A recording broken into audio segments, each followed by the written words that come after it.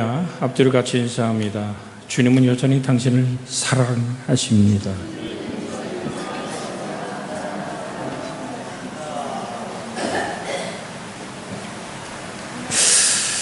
그는 참 하나님이셨다라고 성경은 말씀합니다. 태초에 말씀이 계시니라. 이 말씀이 하나님과 함께 있으니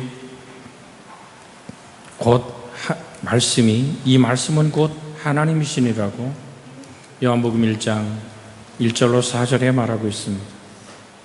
그가 태초에 하나님과 함께 계셨고 만물이 그로 말미암아 지은 바 되었으니 하나도 그가 없이 된 것은 없느니라.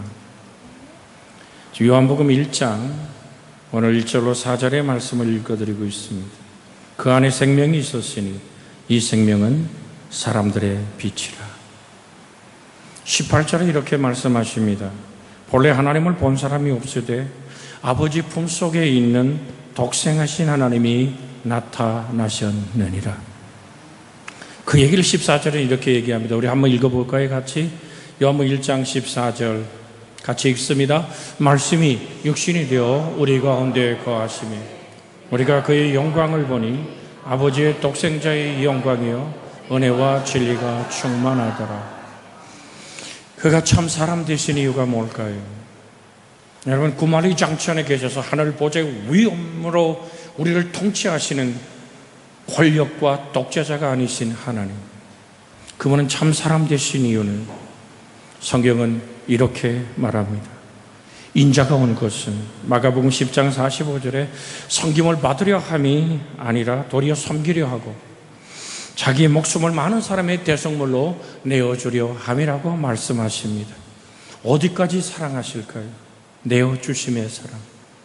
당신의 생명을 다 내어주어 우리의 죄가 되고 허물이 되어 십자가에 못 박혀 우리로 그리스도 예수 안에서 의롭게 하시는 하나님의 긍휼은 오늘도 우리를 붙들어 사랑으로 은혜로 인도하시는 줄로 믿습니다. 우리를 아신단 말이죠. 여러분, 배고프지 않은 사람이 배고픔을 압니까? 여러분, 혼자 되는 왕따가 되보지 않은 사람이 홀로 외로움을 압니까? 여러분, 배신당해보지 않은 사람이 자기가 겪어보지 않은 고독을 말할 수는 없습니다. 오늘 여러분, 성경에 마태복음 8장에 이렇게 시작됩니다. 한 문둥병자가 주님을 찾아오죠. 여러분, 문둥병자, 여러분, 그 냄새나고 쪼드는 한 문둥병자가 예수님께 절하며 말합니다. 주여, 원하시면 저를 깨끗게 할 수 있나이다. 여러분, 얼마나 처절한 소리고 목에 기어들어가는 아픔. 여러분, 사람들이요, 문둥병자가 나타나면요 돌을 들어서 집어던지고 절을 못 가냐고. 왜 그런 줄 아세요? 그 당시 문둥병자는 모든 사람들이 이해하기를 이렇게 이해했습니다. 하나님께 저주받은 놈이라고. 그래서 사람과 함께 살 수가 없었어요. 가족과 생이별을 해야 됐고 피고름이 묻어나는 저주받은 인생의 아픔을 끌어안고 사는 이 문둥병자가 와서 말합니다. 아버지 하나님 되신 우리 주 예수 그리스도, 그가 참 사람 되신 주님 앞에 와서 말합니다. 주여, 원하시면 저를 깨끗게 할 수 있나이다. 우리 3절 한번 같이 그게 읽어볼까요?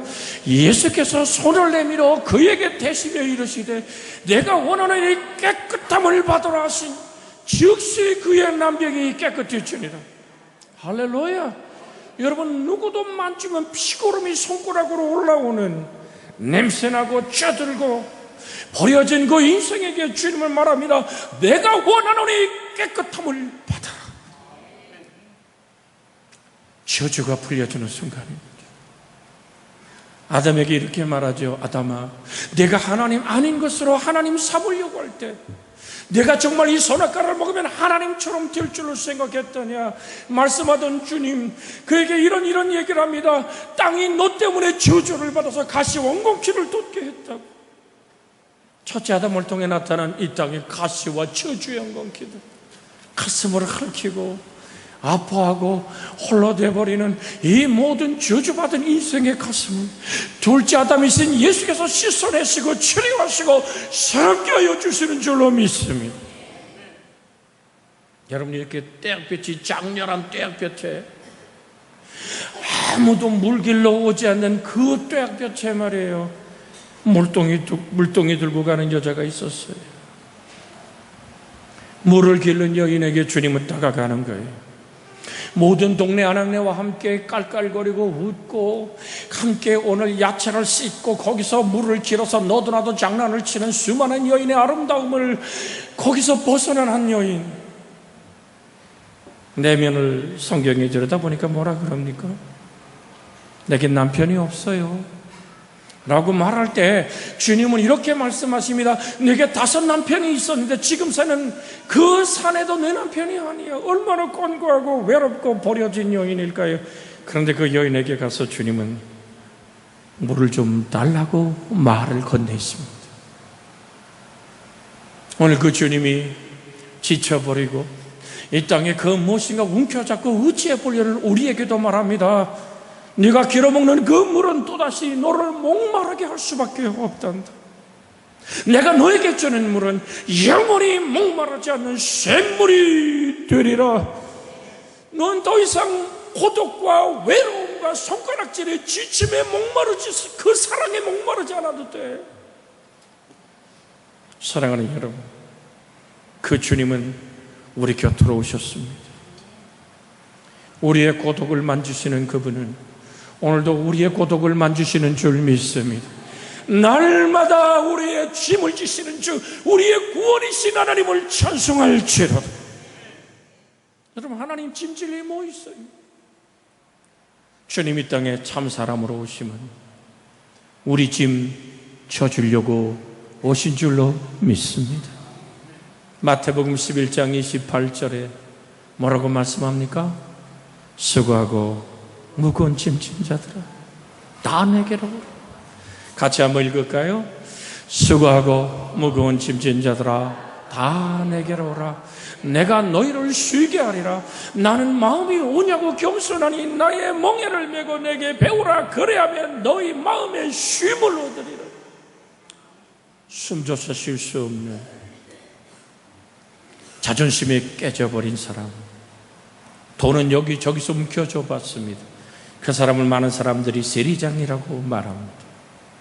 키가 작은 뚱부 아저씨 싹해요.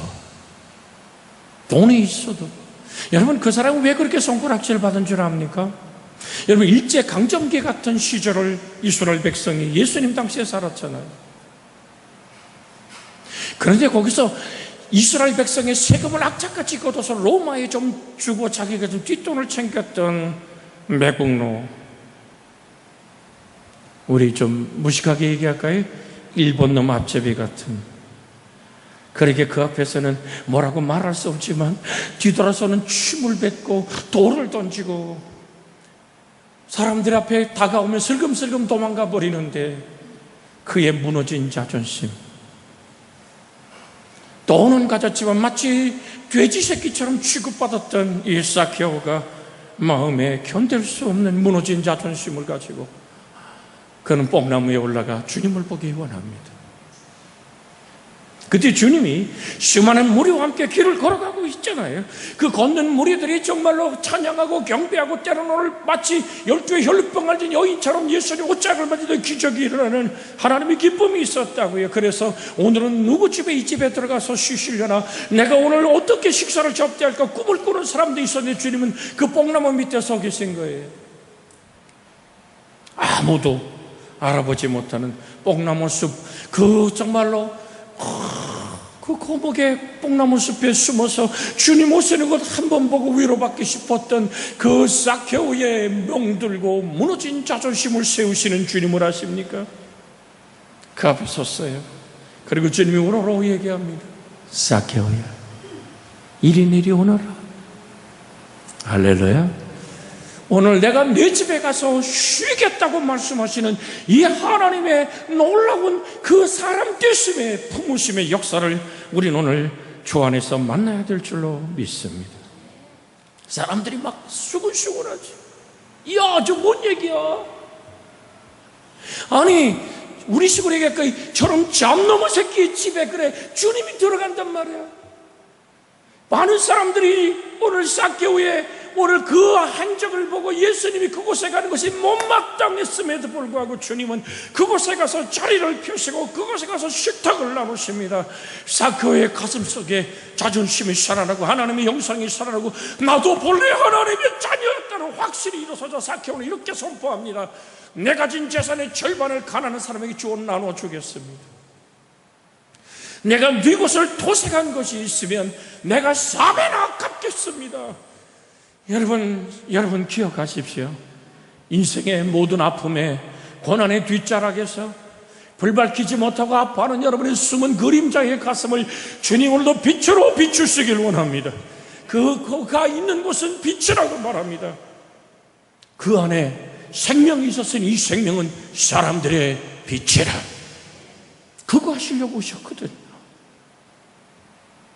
감옥에 갇힌 자를 벌어놓으려고 오셨거든요. 병든 자를 일으켜 세우시는 은혜로 다가오신 그 주님은 오늘 여러분에게 말합니다. 너 인생에 무슨 짐을 지고 그렇게 좌절하고 절망하더냐? 내게 오라. 내가 너를 편히 쉬게 하리라. 우리의 바위 그늘 같으신 예수 그리스도. 여러분, 이 장렬한 대학교 밑에 작은 길을 걷다가도 빌딩이 그늘을 만드는 그곳에 사람들이 보글보글보글하게 걸어가잖아요. 어제도 제가 늦은 오후 시간 심양신에 잠깐 나갈 일이 있었습니다. 그저께죠. 어제는 돌아오는 날이고 그곳에 그 차가 안 다니는 거리입니다. 쭝찌라는 거리인데 그곳에 수많은 사람들이 반대편에는 떼약볕이 장렬한데요. 이 한쪽에는 그냥 그늘 속에는 서로 비박하면서도 그냥 그늘을 찾아서. 사랑하는 여러분, 진정 이 세상의 그늘은 누구일까요? 오늘 주님은 말씀합니다. 두려워 말라. 내가 너와 함께 함이니라.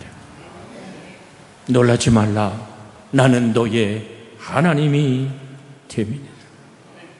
내 사정은 여호와께서 기억하지 않을 거야. 내 숨은 아픔과 고독과 좌절을 누가 아신대?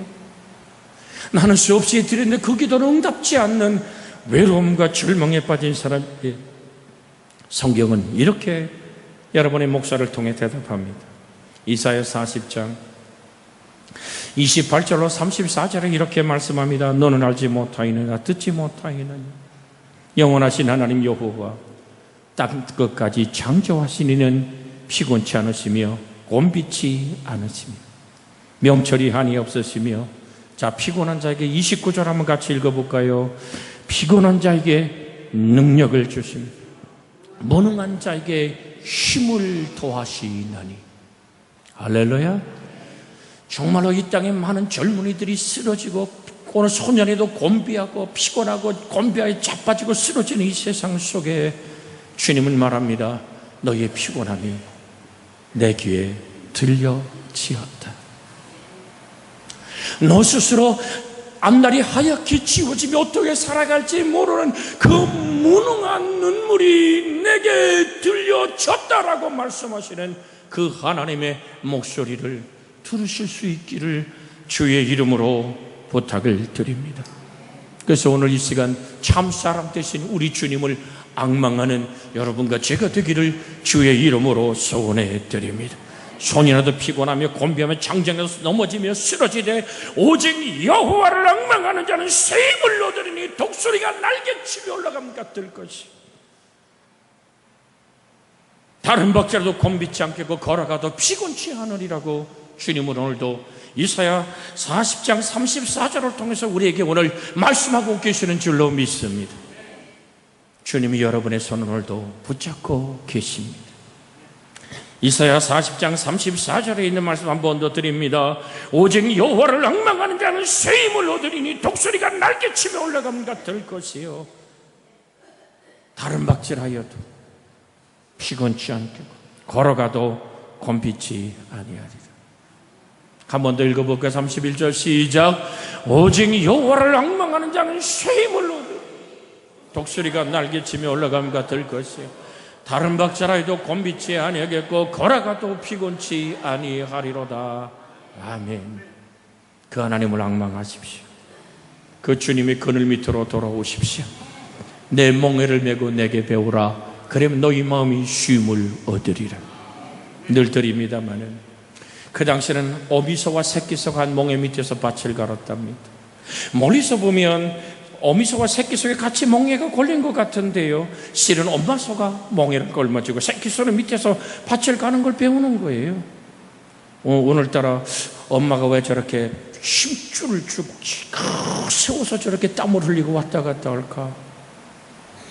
그 그늘 밑에 있는 송아지처럼 오늘 사랑하는 여러분, 내가 너의 죄가 되고 허물이 되어서 그렇게 너의 아픔을 걸머쥐고 십자가에 못 박혀 있단다. 내 죄가 주홍같이 붉을지라도, 내 죄가 진홍같이 검붉을지라도 내게 나와서 변론하자. 그럼 눈같이 희어지리라.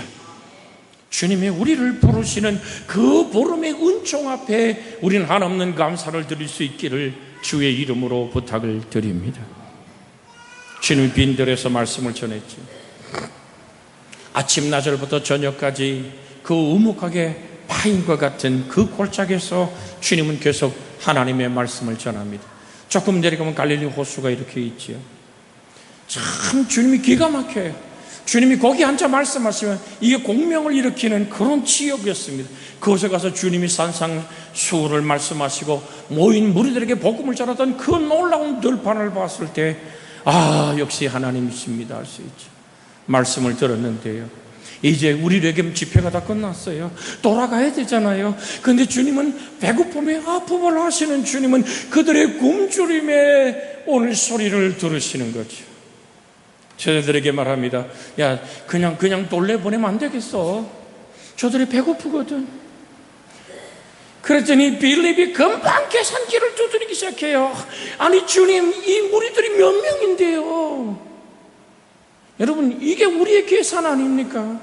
하나님, 여러분 계산에 응답하지 않는 하나님인 줄로 믿습니다. 2,000데나리온이 필요해요. 우리에게 얘기할까요? 한 2천만 원 돈이 필요한데 그 돈이 있다고 이 사람들 어디서 갑자기 음식을 구한단 말입니까? 마치 아시나 항공에 오늘 기내식이 바닥나는 것처럼 말이에요.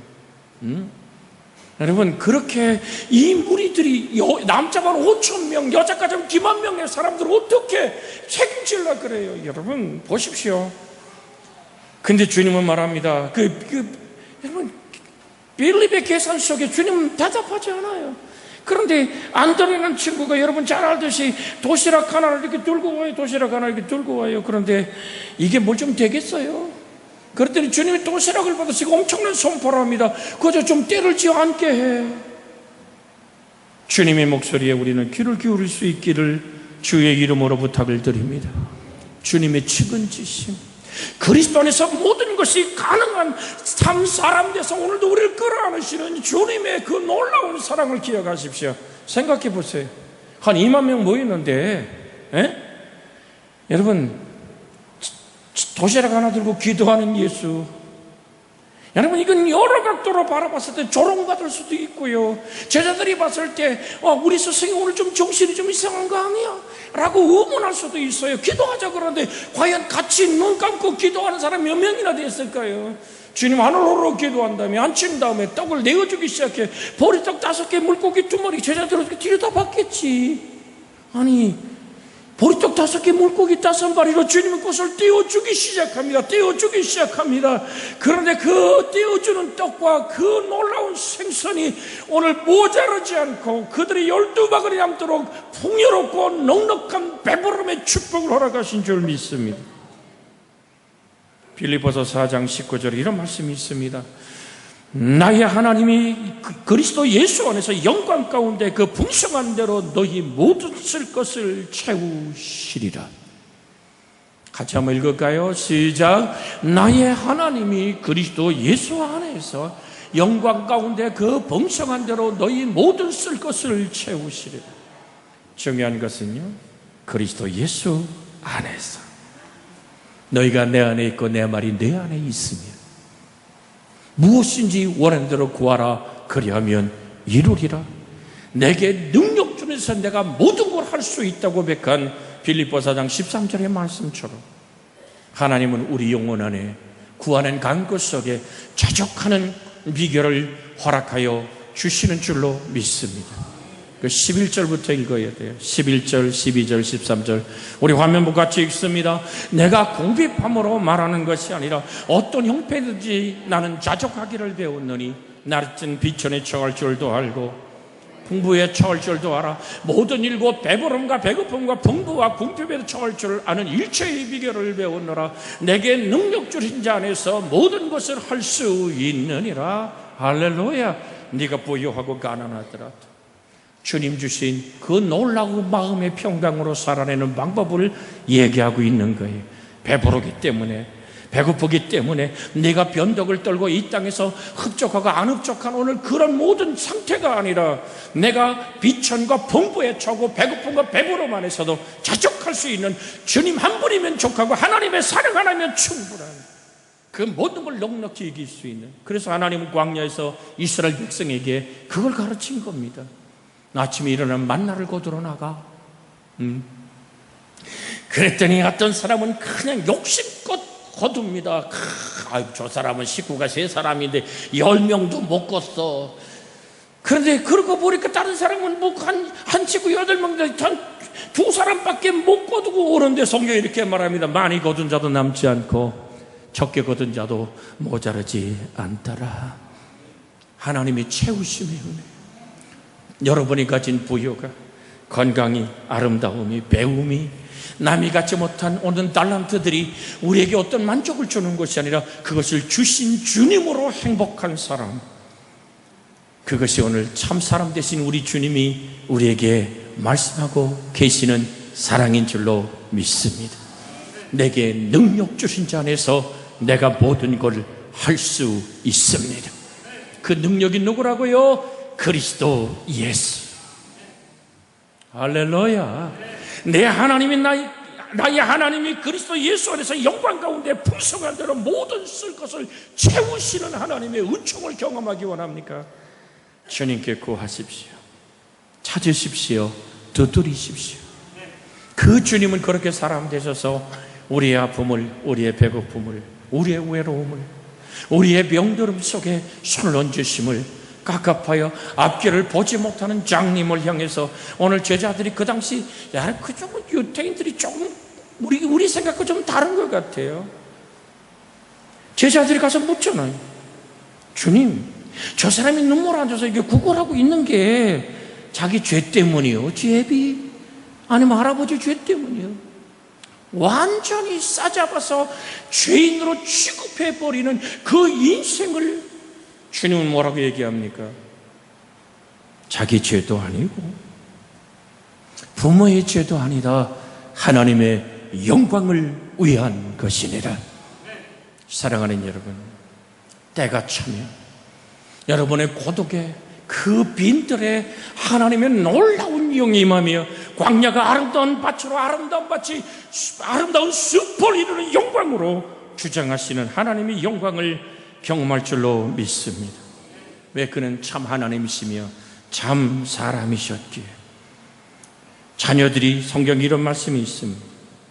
자녀들은 혈과 육에 함께 속하였으며 히브리서 2장 14절 15절의 말씀입니다. 자녀들은 혈과 육에 함께 속하였으며 그가 또한 같은 모양으로 혈과 육을 함께 지니시면 죽음을 통하여 죽음의 세력을 잡은 자 곧 마귀를 멸하시며 또 죽기를 무서워함으로 한평생 매어 종로로 타는 모든 자를 놓아주려 하심이니. 한번 같이 읽어볼까요? 화면에 떴습니다. 같이 읽습니다. 시작. 자녀들은 혈과 육에 속하였으며 그가 또한 같은 모양으로 혈과 육에 함께 지니심은 죽음을 통하여 죽음의 세력을 잡은 자 곧 마귀를 멸하시며 또 죽기를 무서움으로 한평생 매어 종로로 타는 모든 자를 놓아주려 하심이니. 할렐루야. 여러분, 이 말씀 안에서 우리가 누구를 만나야 된단 말입니까? 조금만 아프고 몸이 쓰리고 고통스러우면 사람들이 벌벌 떠는 이유가 뭘까요? 죽을까 봐. 에이, 난 아닌데요. 천만에요. 아유, 그냥 이 험한 세상 빨리 갔으면 좋겠어. 노인네의 거짓말 중에 하나라잖아요. 어쨌든 뭐든지 내게 필요한 것들을 찾아서 먹어야 되고 염려해야 되고 근심하는 이유가 뭡니까? 바로 죽음에 매여 종로로 타는 우리의 모습이죠. 주님은 나는 부활이요 생명이니 나를 믿는 자는 죽어도 살겠고 살아서 나를 믿는 자는 영원히 죽지 아니하리라. 그가 죽음으로 죽음을 물리쳐버리고 죽음에 매여 종로로 타는 우리를 자유케 하는 본을 보이신 줄로 믿습니다. 그래서 주님은 사흘 만에 무덤을 뚫고 부활하시고 부활의 영광으로 우리 가운데 오셔서 나를 믿는 자는 그리스도 예수가 부활한 것처럼 부활할 것을 선포하고 계시는 줄로 믿습니다. 우리 사람은 하나님의 형상으로 지었거든요. 본래 하나님 품속에 있었거든요. 그래서 창세전에 우린 그리스도 안에서 택함을 받았기에 그리스도 예수의 복음이 들릴 때 예수를 주라고 고백할 수 있었는 줄로 믿습니다. 여러분 이 자리에 나와서 하나님의 말씀을 듣고 찬양을 하고 하나님께 경배하며 하나님께 업무를 드리고 주를 만나는 이 영광스러운 예배의 축복 안에 들어온 이유가 뭡니까? 내가 하나님의 거룩한 백성된 행복이 있기 때문인 줄로 믿습니다. 저는 늘 드려요. 저 맨 뒤에 앉은 우리 중학생 아이들이 언젠간 설교를 들으러 오겠지. 지금도 핸드폰은 나의 목자시냐고 핸드폰만 들여다보고 있어. 설교하는 목사는 저 맨 뒤에 두 학생을 바라보고 자기 얘기하는지도 모르고 지금도 핸드폰을 돌리고 있어. 우리 이 안타까운 문제를, 교회는 종교단체가 아닙니다.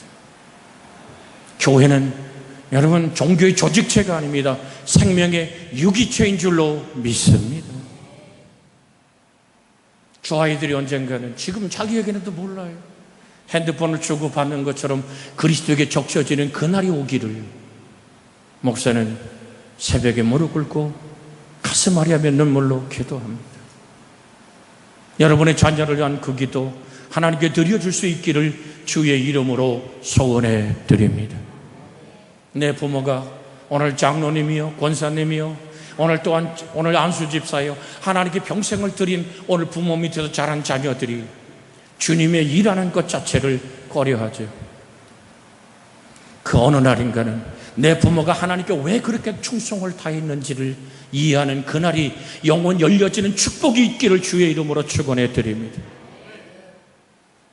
여러분 왜 이렇게 오늘 영적인 사각지대가 만들어질까요?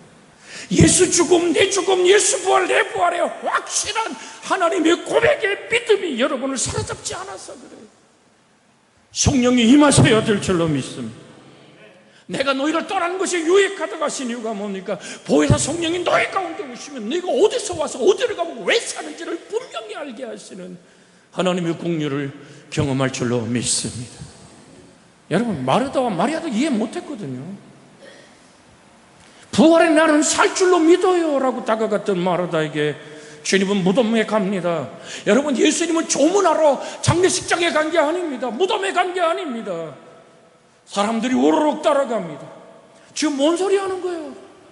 참 사람 돼서 마지막 이룬 열매가 뭔지를 주님은 선포하기 시작합니다. 직접 말씀하시지. 사람 보낼 때 당신이 사랑하는 자가 병들었다 그랬을 때 말씀으로도 치료할 수 있었잖아. 근데 그가 죽고 장례를 치러서 여러 사람 둔 그 동굴에 몇 번째 갖다 눕혀놨는지도 모르는 썩어 문드러지는 나사로의 시신이 있는 그 동굴 앞으로 가시는 주님, 왜 그런지 모르는 거예요. 부활의 날 내 반드시 살겠다고 말하는데 부활의 날에는 살겠지요 얘기하는 인간의 생각과 하나님의 오늘 계획은 한계가 있는 겁니다. 하나님과 나의 수준 차이를 이해하며 주께 무릎 꿇는 은혜가 있기를 주의 이름으로 부탁을 드립니다. 주님 그곳에 찾아가서 뭐라고 얘기합니까? 돌문을 옮겨놔. 정말 이 쩔쩔매는 인생의 아픔들 있지 않습니까? 그냥 끝내시지. 여기서 좀 끝내시지. 왜 돌문 옮겨놓으라. 썩어 문드러져 냄새나는 저 죽음에 갇혀있는 인생을 누가 자유케 한다고 얘기하십니까? 오늘 같이 따라할까요? 내가 믿으면 하나님의 영광을 보리라. 할렐루야. 네가 믿으면 하나님의 영광을 보리라. 할렐루야. 요한복음 11장 40절 얘기입니다.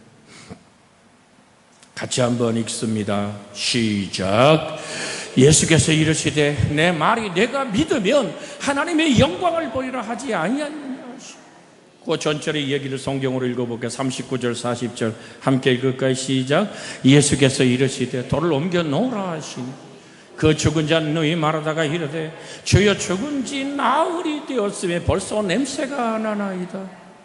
여러분 같이 읽습니다. 40절 시작. 예수께서 이르시되 내 말이 내가 믿으면 하나님의 영광을 보리라 하지 아니하더냐 하시니.